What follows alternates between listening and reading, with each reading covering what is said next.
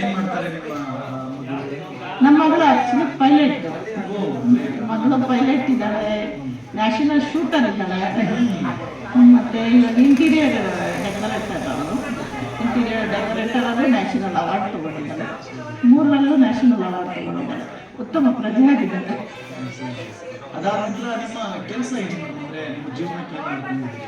ನಮ್ಮ ಜೀವನಕ್ಕೆ ಆ್ಯಕ್ಚುಲಿ ನಮ್ಮ ಮಹಾಲಕ್ಷ್ಮಿ ಎಂಟರ್ಪ್ರೈಸಸ್ ಅಂತ ಶುಗರ್ ಹೋಲ್ಸೇಲ್ ಡೀಲರ್. ಹೌದು. ಅದು ಮಾತ್ರ ಇಲ್ಲ, ಅದ್ರ ಜೊತೆಗೆ ನಾನು SB1 ಗ್ಯಾರೇಜನ್ ಅಂತ ಒಂದು ಸೆಕ್ಯೂರಿಟಿ ಏಜೆನ್ಸಿ ಇದೆ, ಸೆಕ್ಯೂರಿಟಿ ಏಜೆನ್ಸಿ MD ಆಗಿದ್ದೀನಿ. ಅದಾದಮೇಲೆ ನಾನು MRS ಬೋರ್ವೆಲ್ ಒಂದು, ಅದು ತಮಿಳ್ನಾಡಿನಲ್ಲಿ ಕಿಚ್ಚನಗೂಡು ಅಂತ ಒಂದು, ಅಲ್ಲಿ ನನ್ನ ಗಾಡಿಗಳು ಅಲ್ಲಿ. ಸೊ ನೀವು ಹೇಳ್ತಾ ಇದ್ರಿ ಈಗ ನಮ್ಮ ಬಡತನದ ಕುಟುಂಬದಲ್ಲಿ ಬೆಳೆದು, ನಿಮ್ಮ ಹುಟ್ಟೂರು ಯಾವುದು? ನನ್ನ ಹುಟ್ಟೂರು ಏನ್ ಕೆಲಸ ಮಾಡ್ತಾರೆ? ನನ್ನ ಹುಟ್ಟೂರು ಬಂದು ನಿಟ್ಟೂರು, ಗುಬ್ಬಿ ತಾಲೂಕು. ಗುಬ್ಬಿ ತಾಲೂಕು ನಿಟ್ಟೂರಿನಲ್ಲಿ ರೆವಿನ್ಯೂ ಆಫೀಸರ್ ಆಗಿದ್ದರು ನಮ್ಮ ಅಜ್ಜ ಅವರು. ಅವರು ಫ್ಯಾಮಿಲಿನ ನನ್ನ ಹುಟ್ಟಿದರು ರೆವಿನ್ಯೂ ರಂಗಪ್ಪ ಅಂತ.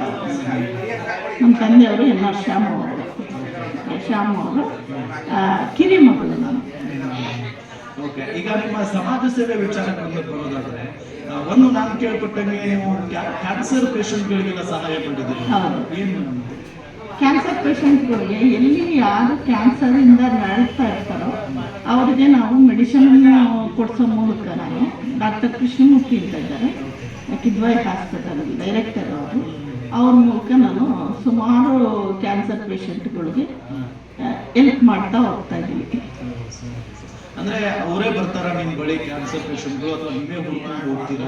ಕೆಲವರು ಅವರೇ ಬರ್ತಾರೆ, ಕೆಲವರು ಇದ್ದಕ್ಕಿದ್ದಂಗೆ ಅದೇನೋ ದೈವ ಪ್ರೇರಣೆನೋ ಏನೋ ಗೊತ್ತಿಲ್ಲ ನನಗೆ, ಇದಕ್ಕಿದ್ದಂಗೆ ಅವರೇ ಸಿಗ್ತಾರೆ. ಬರೀ ಕ್ಯಾನ್ಸರ್ ಪೇಷಂಟೇ ನನಗೆ ಫ್ರೆಂಡ್ ಆಗ್ತಾ ಇರ್ತಾರೆ.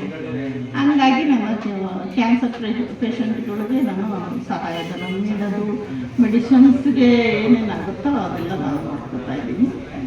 ಅದನ್ನು ನೋಡ್ಕೊಳಕ್ಕೆ ಆ್ಯಕ್ಚುಲಿ ನಮ್ಮ ತಾಯಿಯವ್ರು ಕ್ಯಾನ್ಸರಿಂದ ಭಾಳ ನರಳಿದ್ರು.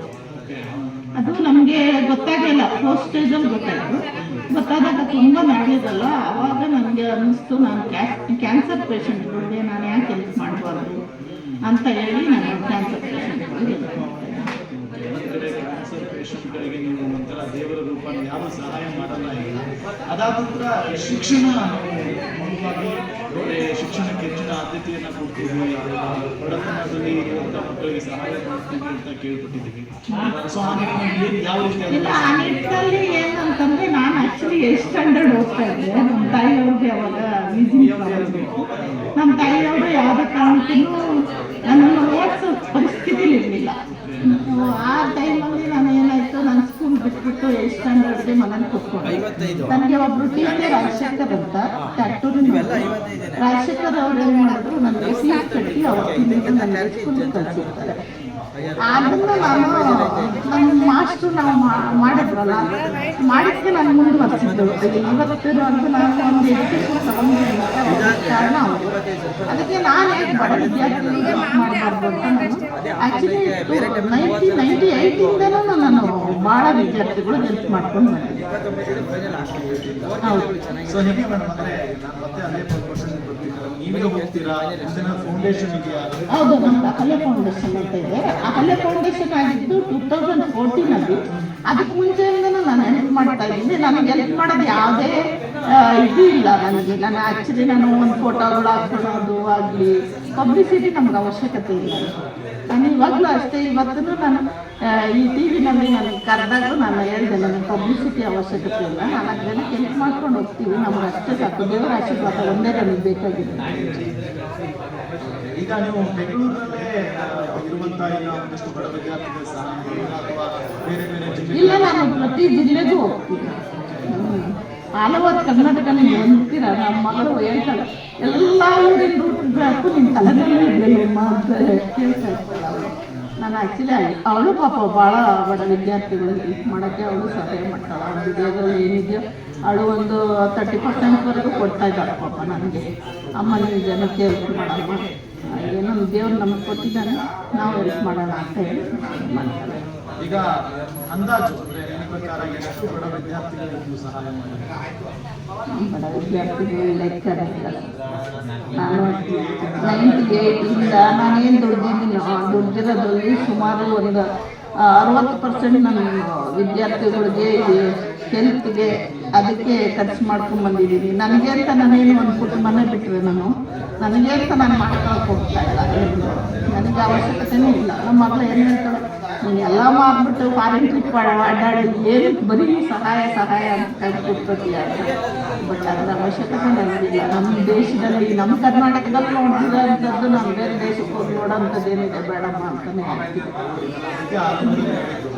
ಎಷ್ಟು ಜನರಿಗೆ ಆಸ್ತಿ ಅಂತಸ್ತು ಸಹಾಯ ಮಾಡೋ ಸ್ಥಿತಿ ಬಹಳಷ್ಟು ಜನರಿಗೆ ಇರಲ್ಲ. ಆ ಮನಸ್ಥಿತಿ ಇದೆ.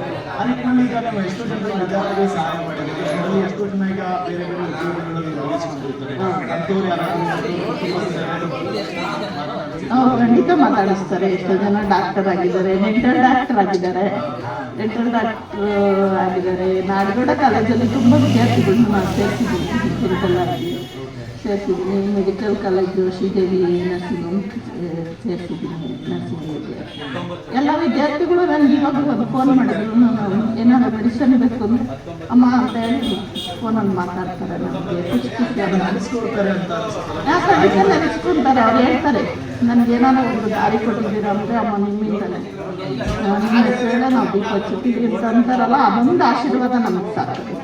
ಬೇರೆ ಇನ್ನೇನು ನಮ್ಮ ಪಬ್ಲಿಸಿಟಿ ಅವಶ್ಯಕತೆನೇ ಇಲ್ಲ. ನಮಗೆ ಅವ್ರು ಕೊಡೋ ಅಂತ ಒಂದು ಆಶೀರ್ವಾದ ನನಗೆ ಸಾಕು. ಅದರಿಂದ ನಾನು ತೃಪ್ತಿಯಾಗಿದ್ದೀನಿ.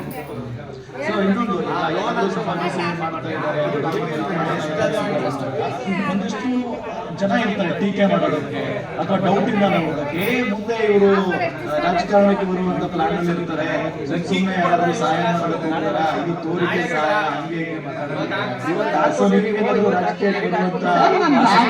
ನಾನು ರಾಜಕೀಯಕ್ಕೆ ಹೋಗ್ಬೇಕು ಅಂದಿದ್ರೆ ನಾನು ಆ್ಯಕ್ಚುಲಿ 95 ಜೀವರಾಜ್ ಆಳ್ವ ಅವ್ರ ಜೊತೆಲಿ ನಾನು ಕೆಲಸ ಮಾಡ್ಕೊಂಡ್ಬಂದಿರೋದು ರಾಜಕೀಯದಲ್ಲಿ. ನಾನು ಆ್ಯಕ್ಚುಲಿ ರಾಜಕೀಯದಲ್ಲಿ ನನಗೆ ಯಾವುದೇ ಆಸಕ್ತಿ ಇಲ್ಲ, ಇವತ್ತಿಗೂ ಆಸಕ್ತಿ ಇಲ್ಲ. ಯಾಕೆ ಆಸಕ್ತಿ ಇಲ್ಲ ಅಂದರೆ ನನಗೆ ಸುಳ್ಳಿನ ರಾಜಕೀಯ ಇಷ್ಟ ಇಲ್ಲ. ಆಶ್ವಾಸನೆಗಳು ನನಗೆ ಬೇಕೇ ಇಲ್ಲ. ಒಬ್ರಿಗೆ ಆಶ್ವಾಸನೆ ಕೊಟ್ಟು ನನ್ನ ನೆರವೇರ್ಸೋಕ್ಕೆ ನನಗೆ ಸಾಧ್ಯವೂ ಇಲ್ಲ. ನನಗೆ ಅಷ್ಟೊಂದು ಶಕ್ತಿನೂ ಅಲ್ಲ ರಾಜಕೀಯಕ್ಕೆ ನಿಂತ್ಕೊಂಡು ದುಡ್ಡು ಖರ್ಚು ಮಾಡೋ ಶಕ್ತಿ ಇಲ್ಲ. 5,000 ರೂಪಾಯಿ ಇತ್ತು ಅಂದರೆ ಯಾರು ಬಡವರಿಗೆ ಊಟ ಕೊಟ್ಟರೆ ಅಟ್ಲೀಸ್ಟ್ ಅವ್ರು ತಿಂಗಳೆಲ್ಲ ಊಟ ಮಾಡ್ತಾರೆ ಅನ್ನೋ ಮನೋಭಾವದವ್ರು ನಾನು. ಸೊ ರಾಜಕಾರಣಕ್ಕೆ ಬರೋ ಆಸಕ್ತಿ ಖಂಡಿತ ಇಲ್ಲ ಸರ್ ನನಗೆ. ಈ ಸಹಾಯ 1998 ಮಾಡ್ಕೊಂಡ್ಬರ್ತಾರೆ.